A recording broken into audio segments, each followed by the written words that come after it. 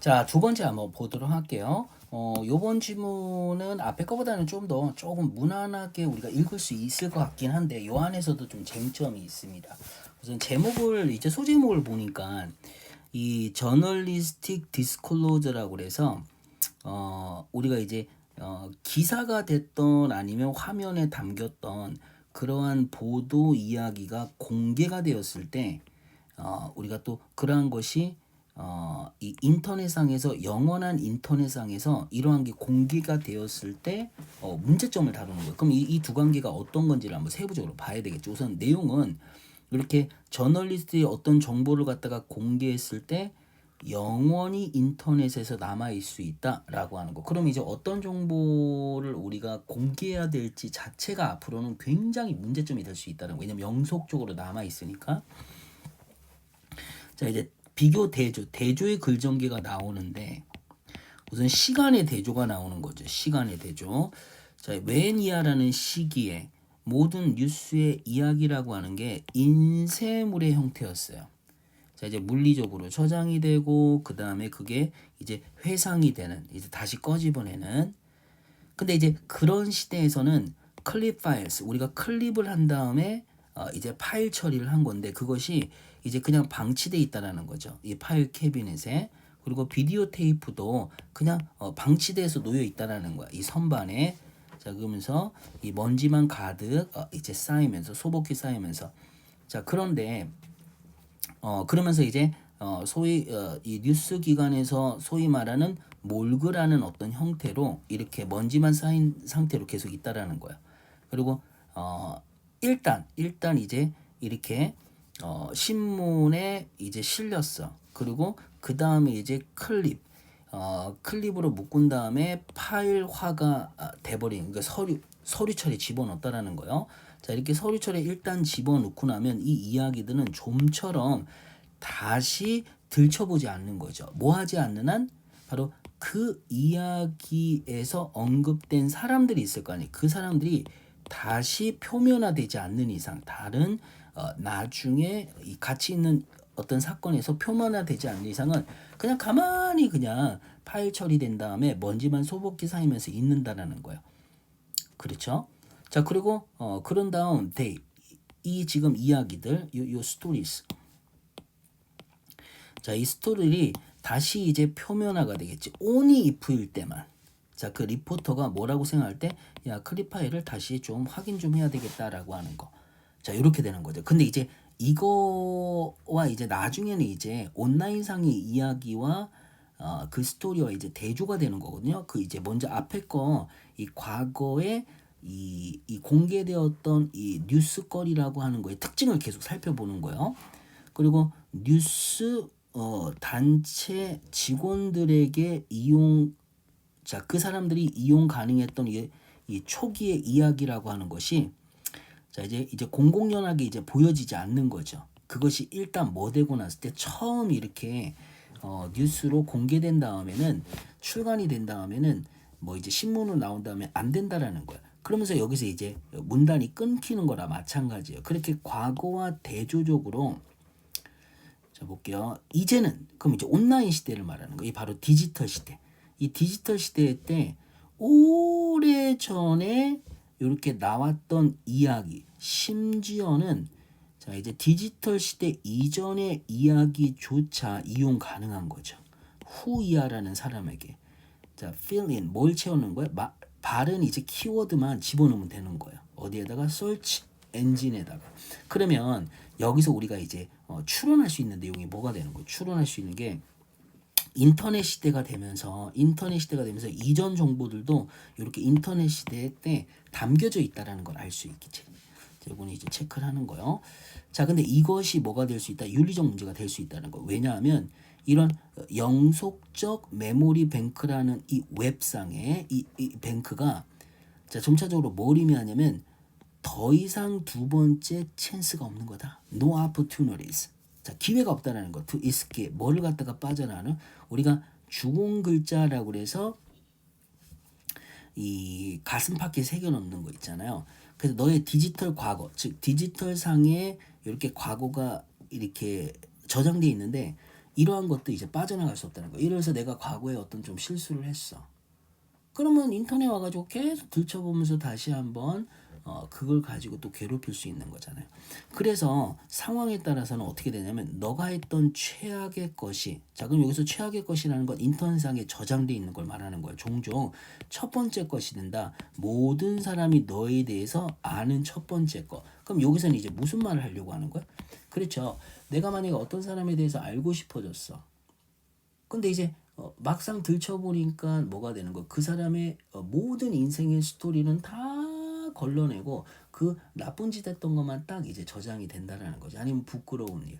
그러니까 그것만 이제 보게 되는 거니까 이런 상황. 그러니까 윤리적인 문제가 되는 거죠. 특히 이제 사람들에게 세컨 찬스라고 하는 거를 이렇게 우리가 살다 보면 이 패자부활절이라고 한다거나 아니면 개인적인 어떤 그런 다시 한번 새로운 삶을 그걸 터너 뉴 리프라고 하잖아요. 우리가 나뭇잎이 이렇게 땅바닥에 있으면 밑에는 이제 지저분하죠. 위에는 지저분해지잖아. 그럼 밑에는 이제 촉촉하죠. 그러니까 나뭇잎을 이렇게 확 뒤집는다라는 건데, 그래서 새로운 삶을 살아가는 거, 이런 기회가 주어지지 않는다라는 거예요. 자, 그러면서 이제 계속 똑같은 얘기를 하는 거예요. 이 북미와 오스트리아에서는 이 출간을 하는 이런 자유라고 하는 게 짓밟는다 또는 더 우위권을 갖는다. 바로 이 EU에서 소위 EU에서 말하는 개인의 권리인데 잊혀질 권리보다. 그러니까 이제 북미와 오스트리아에서는 잊혀질 권리보다 그렇죠. 이렇게 내가 인터넷상이 됐던 뭐가 됐던 이런 뉴스를 통해 가지고 이렇게 공개하는 권리가 이제 비중이 더 이제 높다라는 거, 더 이제 이긴다라는 거죠. 그래서 이제 EU의 2013년 EU에서 결정된 바로 이 잊혀질 권리라고 하는 거, 법적으로 이렇게 이제 정해진 거네. 잊혀질 권리라고 하는 거는 다음과 같은 거를 이제 발견했습니다. 자, 그게 뭐냐? 개인이 권리를 가진다라는 거. 특정 상황에서. 근데 모든 상황이 아니라는 이런 부분 조건은 꼭 기억을 해놔야 돼요. 모든 상황이라고 하면 안 돼. Under certain conditions가 되니까 이 certain condition 아래에서는 자 이렇게 요청할 권리가 있다라는 거. 요청할. 서치 엔진에게 뭐 할 수 있는 거 좀 제거해달라. 링크. 이 개인정보, 그들에 관한 어떤 개인정보로 이제 연결되는 그 링크가 있으면 저거 좀 지워달라라고 하는 거. 사람들이 그걸 타고 와가지고 읽을 거 아니야. 자, 이것은 적용됩니다. Where? 어디에 적용되냐면 그 정보가 잘못되거나 관련성이 없거나 또는 과도하라는 거야. 데이터 처리의 목적 자체로만 봤을 때는 이거 정확하지도 않고 관련성도 없고 너무 과도하다라고 하는 거. 그랬을 때는 이제 개인이 뭐 할 수 있다는 거 좀 치워달라라고 하는 거. 그래서 이런 걸 뭐라고 한다? The right to be forgotten 이라고 하는 게 이제 법에 의해서 이렇게 정해진다라는 거예요. 근데 이제 EU라는 이제 기관을 말한 거지. EU, 유로피언 유니언. 자, at the same 동시에 자, 그 법원은 아주 이제 명확하게 명시를 했다라는 거. 대디아라는 거. 잊혀질 권리라고 하는 것은 not absolute. 근데 이제 이런 측면도 있는데 이런 거 놓치면 안 되겠지. 어떤 부분은 또 명확하게 이제 밝혔냐면 이 잊혀질 권리라고 하는 것이 절대적인 건 아니다. 오히려 항상 자, 뭐에 비교해서 항상 밸런스를 맞춰야 되냐면 다른 근본적인 권리. 예를 들어서 무슨 권리를 말하겠어요? 그렇죠. 바로 이 표현의 자유, 미디어의 어떤 언론의 자유. 이런 것들과 이제 균형을 해야 되는 거죠. 우리가 무조건 이걸 강조해가지고 야 언론 너 이런 거 하지 마, 이런 거 공개하지 마, 뭐 이렇게 넌 자유 없어 이런 식으로 할 수 없다라는 거예요. 이런 거와 다 항상 이 밸런스를 유지해야 된다라고 하는 측면은 들어가 있습니다. 그래서 그 케이스마다에 따른 평가가 필요되어진다. 뭐를 고려할 때 이 지금 현안에 해당되는 in question 현안에 해당되는 어떤 정보의 종류를 고려할 때 이런 케이스 바이 케이스의 평가가 필요하다라고 하는 거죠. 그렇죠. 자, 그다음에 또 뭐를 고려하는 거? 그렇죠. 그 개인적 삶에 대한 어떤 민감성. 그리고 대중의 관심사, 뭐에 대한 관심사? 바로 그 정보에 접근하고자 하는. 그래서 이런 걸 다 고려를 해야 된다는 거야. 지금 다뤄지고 있는 질문의 종류, 다뤄지고 있는 질문의 종류, 그리고 개인의 삶에 미치는 민감성, 그 다음에 이제 대중의 관심사, 그 정보에 접근하려는 대중의, 자, 이런 걸 다 고려하면서 케이스 바이 케이스로 뭐 해야 된다? 그렇죠. 균형을 잡아서 얘를 공개할지, 얘를 지울지, 아니면 가만히 놔둘지, 이렇게 생각을 해야 된다는 거요. 자, 그러면서 이제 이 어떤 내용, 여기서 머티리얼이라는 거는 뉴스나 이런 데 다루는 내용을 말하는 건데요. 이러한 내용이 자, 공개되어야 되는지 말아야 되는지에 대한 바로 이제 결정을 내리는 가장 쉬운 때는 언제냐면 당연히 이제 어느 때겠어요. 그렇죠? 처음 출간하기, 처음 뉴스에서 언급하기 이전이 되겠지. 그러니까 뭐가 중요하냐면 언론이 어떤 정보가 있어. 그럼 이 정보를 갖다가 내가 여러 다양한 정보가 있잖아요. A, B, C, D 정보가 있다 그러면 요 B라는 정보는 내가 공개할까 말까라고 하는 거. 이거를 공개를 한 다음에 지울까 말까 이런 게 이렇게 하지 말고 뭐 하는 거야. 애초에 처음부터 그냥 그래 H, D만 하자. B는 좀 너무 뭐 개인에게 불합리한다든지 정확하지 않다든지 이렇게 해야 된다. 그게 맞는 말이죠. 예를 들자면 그거에 대한 이제 사례 예시를 통해서 이거의 중요성을 설명하는 거야 지금. 아래 사례 예시를 통해서 이 지금 이렇게 해야 되는 거에 대한 중요성을 설명하는 거죠. 예를 들어서 2013년 10월에 이 국립과 로컬 뉴스 기관의 매니저가 각각 판단을 했다라는 거. whether 뭐뭐 할지 안 할지. 자, 두 여자의 이름을 공개할지 안 할지. 12살과 14살 이제 그 당시에 애들인 거야. 후이아라고 하는 그 여자애가 되는 거죠. 자, 어떤 혐의를 받는 중범죄.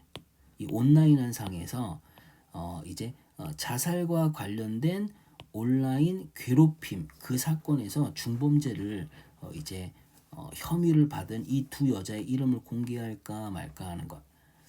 근데 이제 이걸 판단하는 가장 좋은 시기가 언제다? 그렇죠. 바로 이니셜 퍼블리션 이전에 해야 돼. 만약에 공개를 한 다음에 지우는 거 자체가 힘들다라는 거죠. 따지고 보면. 자, 이 지금 우리나라에서 이제 뭐 예를 들어서 파출소도 되는 거죠. 파출소 되는 그 사무실에서 투 이하라는 게 리걸. 이거는 이제 법에 저촉되는 게 아닌 거예요. 그 이름을 이 공개하는 거는 법에 저촉되는 건 아니죠. 즉 경찰이 공개하는 건 법에 저촉되는 건 아니지만 뉴스 기관들이 선택권이 있었다라는 거예요. whether 뭐뭐인지 아닌지 이 아이들의 이름을 갖다가 이렇게 공개할지 아닌지 아이덴티파이는 건 얘가 누구다라는 신원을 파악하는 거죠. 신원을 갖다가 공개하는 걸 할지 안 할지 선택권이 있었다는 거예요. 이번 사건에서 뉴욕타임즈와 그 다음에 연합뉴스는 이 아이들의 이름을 공개하지 않기로 결정했지만 다른 뉴스 기관들은 이름들을 공개를 했다라는 거예요. 그래서 아이들의 어떤 신원을 공개하는 그런 이 정보 공개라고 하는 것이 그 아이들을 끝까지 이제 성인이 될 때까지 이제 괴롭혀서 따라다닌다는 거지. 2013년 3월에 이 탐파베이 타임즈라고 하는 이 신문에서 뭘 선택하냐면 공개를 해버리는 거야.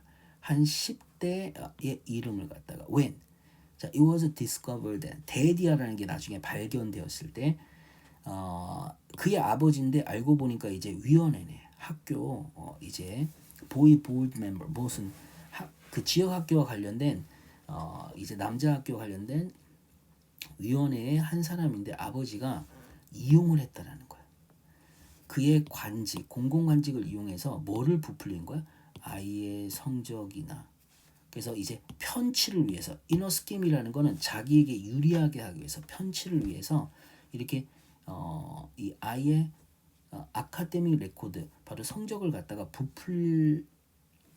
부풀렸다라고 하는 거죠.